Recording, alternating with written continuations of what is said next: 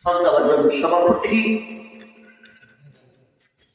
পর্দাদেশের মা ও বোন, উপস্থিত দিনদরদি ভাই, আপনাদের বাহুবলে মহব্বত করে শতবার্ষিক ঐতিহাসিক সুন্নি মহাসম্মেলন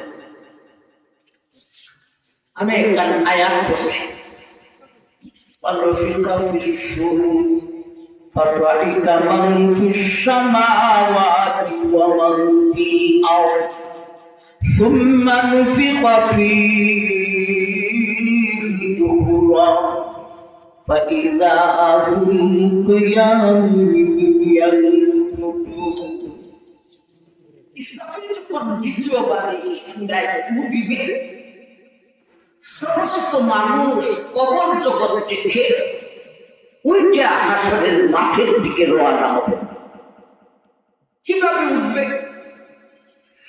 يخرجون من الأجداث سراعا كأنهم إلى نصب يوفضون خاشعة أبصارهم ترهقهم ذلة ذلك اليوم الذي كانوا يوعدون।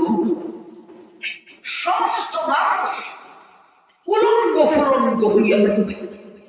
প্রথম জমিনেই থাকবে না, কোনো মার্কেট থাকবে না, কাপড় থাকবে না, কাহার গায়ে কোনো কাপড় থাকবে, সব উলঙ্গ হইয়া কবর জগৎ থেকে হইয়া আসরের মাঠের দিকে রওনা।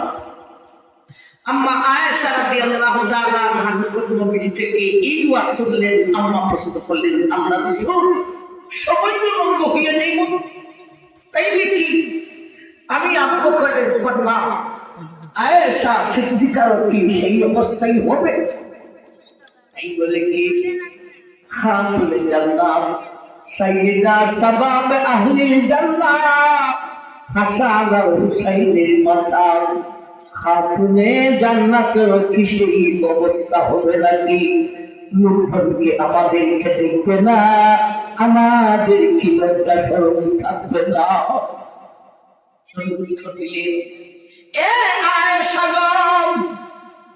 আমাদের প্রথম অংশ বুঝেছ, দ্বিতীয় অংশ বুঝো নাই গো।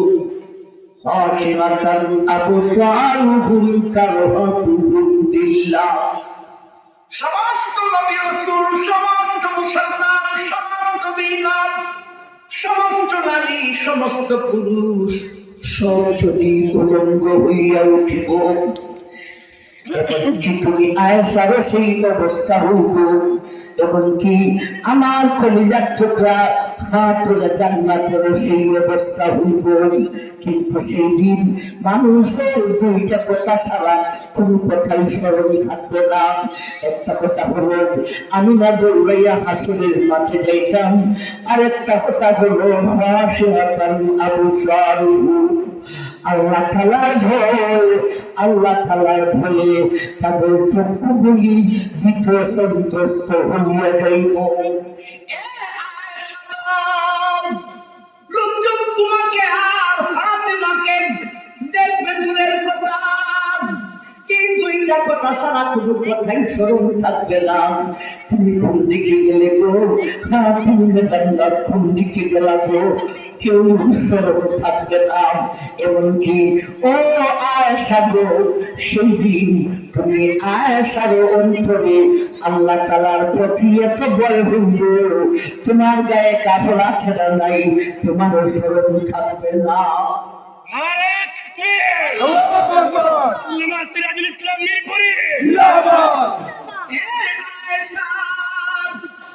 সমস্ত নবী, সমস্ত রাসূল, সমস্ত নারী, সমস্ত পুরুষ সব জন উলঙ্গ ফুলঙ্গ হইয়া উঠে।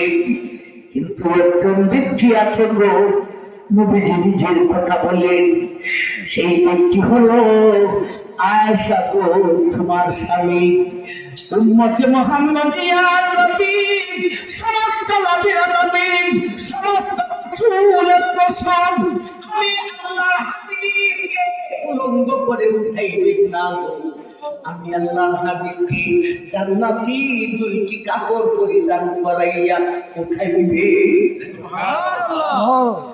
ভাই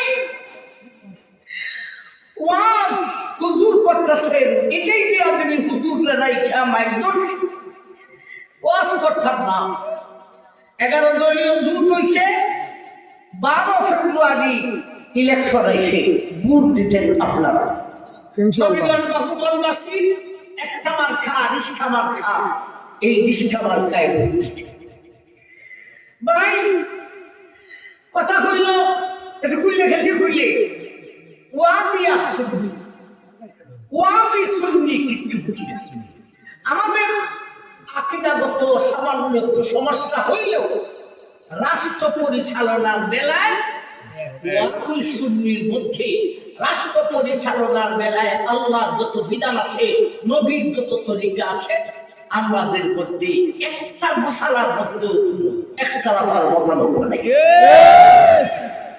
আমরা ইসলামী রাষ্ট্র কায়েম করতে চাই, দেশে ইনসাফ কায়েম করতে চাই। আপনাদের কাছে আমি বিশেষভাবে দোয়া চাই, দোয়া করবেন আমার জন্য। সবাই কবুল করুন। আল্লাহ 12 তারিখে নবীগঞ্জ বাহুগঞ্জবাসী রিস্কা মার্কাকে তুমি বিজয়ী করো। আমিন আমিন। وآخر دعوانا أن الحمد لله رب العالمين.